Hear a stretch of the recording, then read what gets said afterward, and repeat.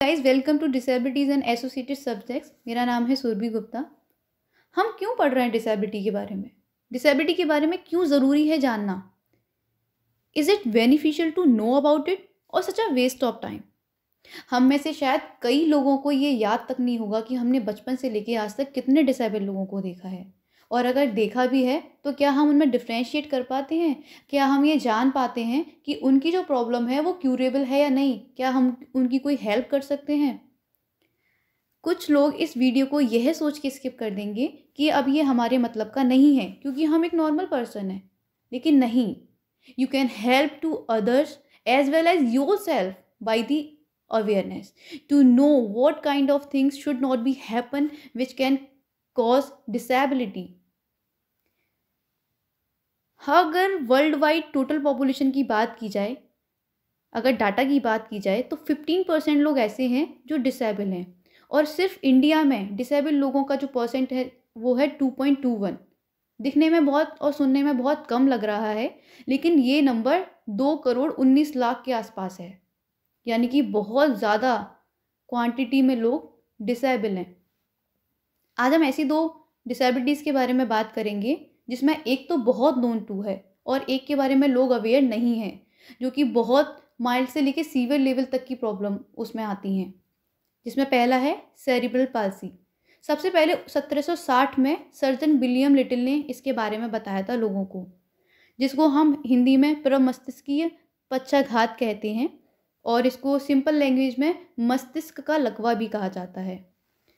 ये एक group of disorder है जो हमारे मसल्स की मूवमेंट को और कोऑर्डिनेशन को अफेक्ट करता है, जिसमें सेरिब्रल को मतलब होता है हमारे जो ब्रेन के दो पार्ट होते हैं उससे, और पाल्सी का मतलब होता है जो हमारे बॉडी मूवमेंट को पार्ट माइंड का कंट्रोल करता है, उसमें वीकनेस आना या प्रॉब्लम आना।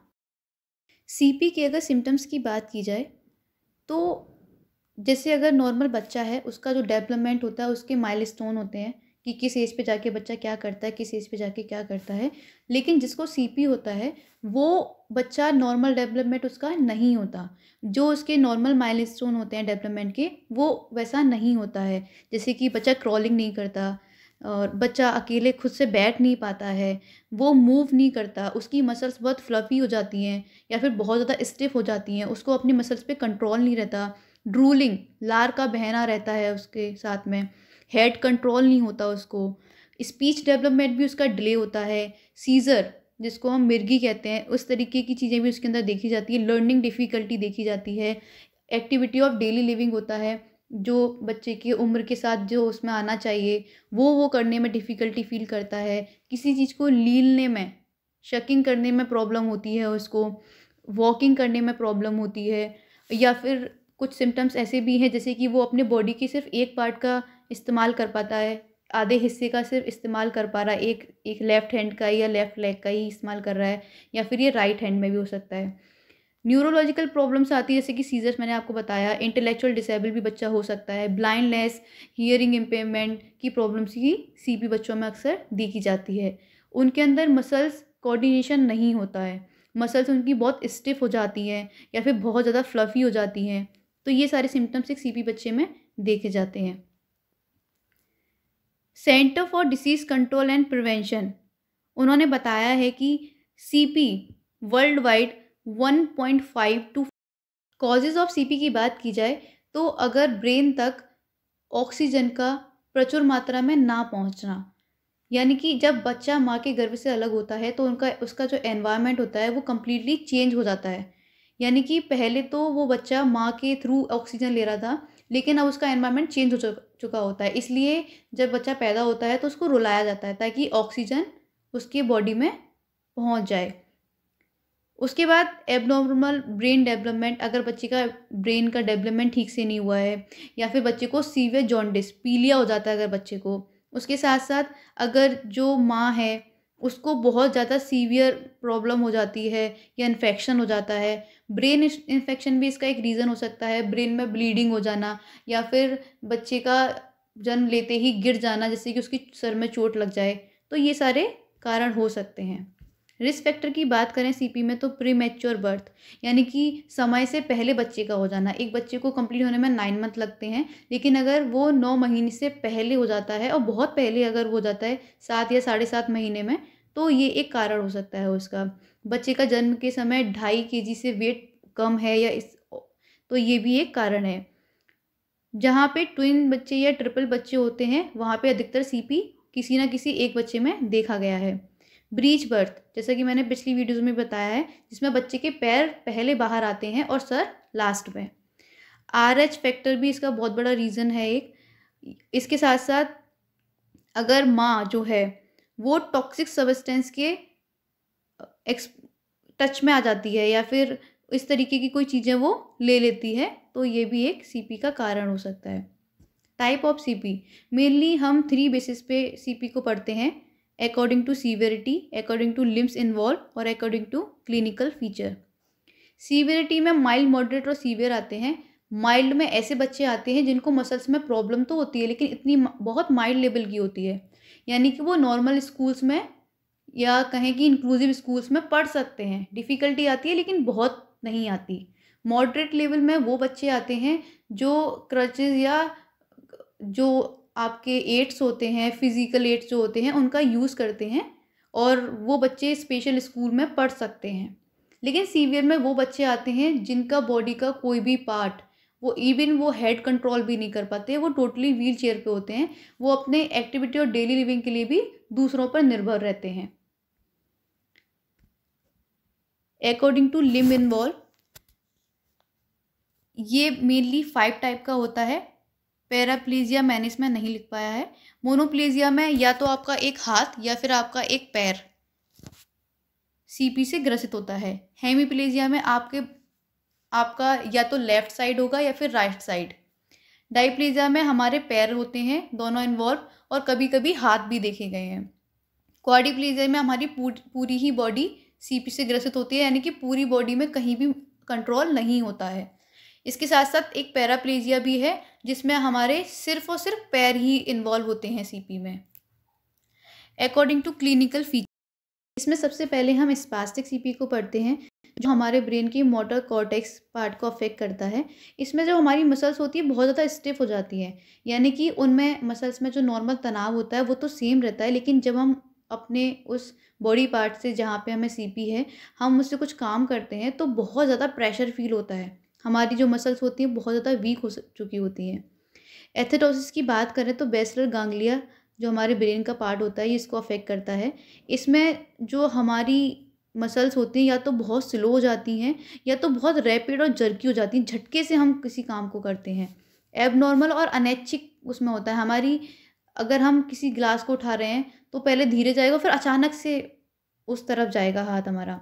अटैक्सिया की बात करें तो हाइपोटोनिक जो ब्रेन का पार्ट है ये उसको अफेक्ट करता है, जिसमें जो हमारी मसल्स होती है बहुत ज़्यादा रिलैक्स हो जाती हैं, फ्लफ़ी बोल सकते हैं, जिसमें हम खड़े भी नहीं हो सकते, हम खड़े नहीं हो पाते हैं, हम बैठ नहीं पाते, बिल्कुल कंट्रोल नहीं होता, ओवर रिलैक्स्ड हो जाती हैं। उसके बाद मिक्स सीपी की बात करें तो जिसमें इन तीनों के ही सिम्टम्स दिखते हैं उसको हम मिक्स्ड सीपी कहते हैं। डायग्नोसिस की बात करें तो MRI स्कैन, CT स्कैन और अल्ट्रासाउंड के द्वारा हम इसकी डायग्नोसिस कर सकते हैं कि बच्चे को सीपी है या नहीं। असिस्टेंस, अगर किसी बच्चे को सीपी है तो किस चीज़ों का यूज़ करके वो अपनी लाइफ को थोड़ा सा स्टेबल और बेटर कर सकता है, जैसे कि वॉकिंग एड्स आते हैं, व्हील चेयर है, हियरिंग एड्स आते हैं, क्योंकि सीपी के साथ में बहुत सारी एसोसिएटेड प्रॉब्लम्स भी और डिसेबिलिटीज़ भी देखी जाती हैं। मान लीजिए किसी को हियरिंग इम्पेयरमेंट है, उसके साथ साथ सीपी के साथ साथ तो हियरिंग एड, बॉडी ब्रेसेस आते हैं, स्पीच थेरेपी दी जाती है, फिजिकल थेरेपी दी जाती है, ऑक्यूपेशनल थेरेपी, काउंसलिंग, साइकोथेरेपी दी जाती है, मेडिटेशन और सर्जरी के द्वारा हम इसको थोड़ा सा क्योर कर सकते हैं। सीपी का अभी तक कोई भी परमानेंट ट्रीटमेंट नहीं मिला है, लेकिन जो माइल्ड लेवल की जिन लोगों को होती है वो हल्की सी क्यूरेबल है, उसको हम थोड़ा सा बेटर कर सकते हैं उन लोगों की लाइफ को। अब एक ऐसी डिसेबिलिटी के बारे में बात करते हैं जो बहुत हद तक हमारी कम्युनिटी में नोन टू है। मुझे लगता है कि लगभग हम सभी ने सुना होगा 2 बूंद ज़िंदगी की। पोलियो एक ऐसी इन्फेक्शियस डिसीज़ है जो कि पोलियो वायरस के द्वारा होती है, a virus that may cause paralysis, इसीलिए इसे हम इन्फेंटाइल पैरालिसिस भी कहते हैं। पोलियो वायरस हमारी मसल को बहुत ज़्यादा वीक कर देता है, इवन इतना भी कि हम एक जगह से दूसरी जगह पे इजीली मूव भी नहीं कर पाते। ये भी माइल्ड, मॉडरेट और सीवियर लेवल पर हो सकता है। पोलियो वायरस बर्थ से लेके 5 ईयर्स तक के बच्चों में ट्रांसफ़र हो सकता है, क्योंकि ये एक वायरस है। इसके साथ साथ पोलियो वायरस मोस्टली हमारे पैरों की मसल्स को वीक कर देता है। पोलियो एक फुली रिकवर डिसेबिलिटी है, इसको हम वैक्सीन के द्वारा रिकवर कर सकते हैं। मान लीजिए अगर आपको पोलियो है या किसी व्यक्ति को पोलियो है और कुछ सालों बाद वो सही हो जाता है, पोस्ट पोलियो सिंड्रोम, तो ऐसा भी हो सकता है कि कुछ सालों बाद फिर से उसके अंदर कुछ सिम्टम्स पोलियो के दिखाई देने लगें। वो फिर से, जैसे वो स्टार्टिंग में सिम्टम्स दिखना शुरू हुआ था, फिर से कुछ सालों बाद वो फिर से शुरू हो जाए सिम्टम्स का दिखना। कॉजेज़, पोलियो एक जो पोलियो वायरस जो है वो पर्सन टू पर्सन स्प्रेड होता है। मोस्टली ये टॉयलेट और डेफिकेशन के थ्रू स्प्रेड होता है। फूड, इन्फेक्टेड सलाइवा के थ्रू भी ये स्प्रेड हो सकता है। सिम्टम्स की बात की जाए तो आपका जो रेस्पिरेटरी ट्रैक्ट होता है अपर, उसमें इन्फेक्शन हो जाना, उसके साथ साथ वॉमिटिंग, डायरिया, कब्ज़, और इसके साथ साथ इन्फ्लुएंजा भी इसका एक सिम्टम्स है। टाइप की बात की जाए तो मेन 3 टाइप होते हैं: सब क्लिनिकल, नॉन पैरालाइटिक और पैरालाइटिक।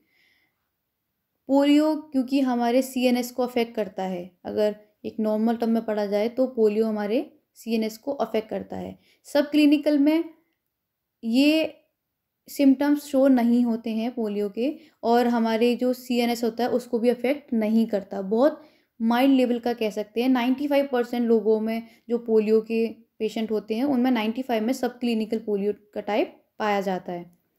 नॉन पैरालिटिक की बात करें तो ये हमारे सीएनएस को अफेक्ट करता है, लेकिन इसमें पैरालिसिस के कोई भी सिम्टम्स नहीं दिखते या फिर पैरालिसिस नहीं होती, सीएनएस को अफेक्ट ज़रूर करता है ये।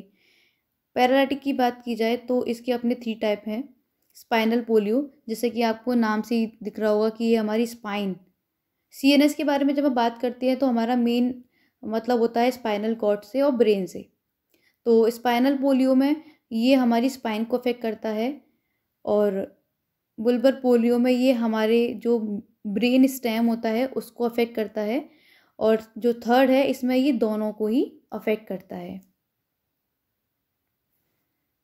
सिम्टम्स की बात की जाए तो सब क्लिनिकल में हेडेक का होना, वॉमिटिंग का होना, स्लाइटली फीवर का आपको आ जाना। उसके बाद अगर हम नॉन पैरालिटिक की बात करें तो फीवर का आ जाना, हेडेक का, वॉमिटिंग, एबनॉर्मल रिफ्लेक्सेस का होना, स्टिफनेस हो जाना, पेन होना हमारे मसल्स में, मसल्स का रिजिड हो जाना, ये सारी चीज़ें देखी जाती हैं। और पैरालाइटिक की बात की जाए तो ये दोनों ही तरीके के सिम्टम्स उसमें देखे जाते हैं। पोलियो वायरस को करेक्ट करने के लिए पोलियो वैक्सीन्स लाई गई, जिसमें मेन 2 जो वैक्सीन्स हैं वो है आईपीवी, इनएक्टिवेटेड पोलियो वैक्सीन, और उसके बाद है पोलियो, ओरल पोलियो वैक्सीन, जिसको हम ओपीवी कहते हैं। इंडिया में पोलियो को ख़त्म करने के लिए जिस वैक्सीन का यूज़ किया गया था वो ओपीवी ही थी, ओरल पोलियो वैक्सीन। वैक्सीन को सबसे पहले 1953 में डेवलप किया गया था, लेकिन 1957 में इसको अवेलेबल किया गया लोगों के लिए। इंडिया में पोलियो को ख़त्म करने के लिए यूनिवर्सल इम्यूनाइजेशन प्रोग्राम चलाया गया था, जिसमें कि भारत की जितनी भी डिस्ट्रिक्ट हैं उनको कवर किया जाना था। और एक खुशी की बात है जो मुझे लगता है कि आप में लोगों को, बहुत सारे लोगों को पता होगा कि 27 मार्च 2014 को इंडिया को पोलियो फ्री कर दिया गया था। ये डिक्लेयर कर दिया गया था कि इंडिया में 27 मार्च 2014 तक एक भी केस पोलियो के नहीं पाए गए। इसी के साथ वीडियो को ख़त्म करते हैं।